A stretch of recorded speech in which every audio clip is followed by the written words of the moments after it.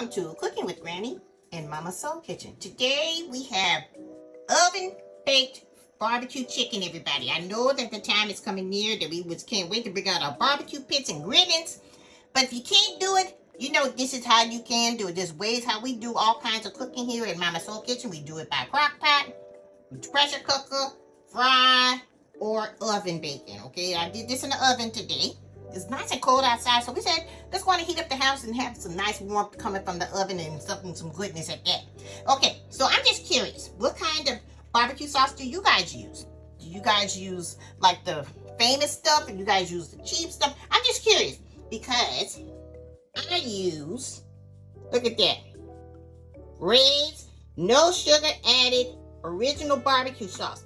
Now don't knock it down till you try it. It is really, really good. And I just want to say it's only like 15 calories. See that right there? Now watch this. I'm going to show you something else. We use this also.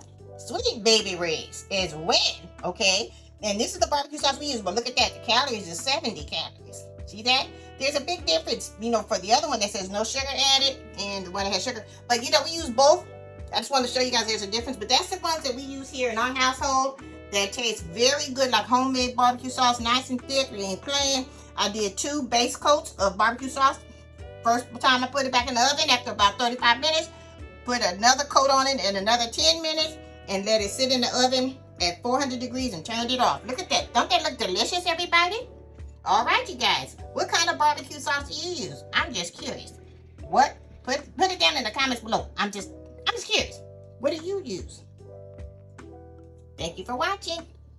Bye, everyone. Stay tuned for more.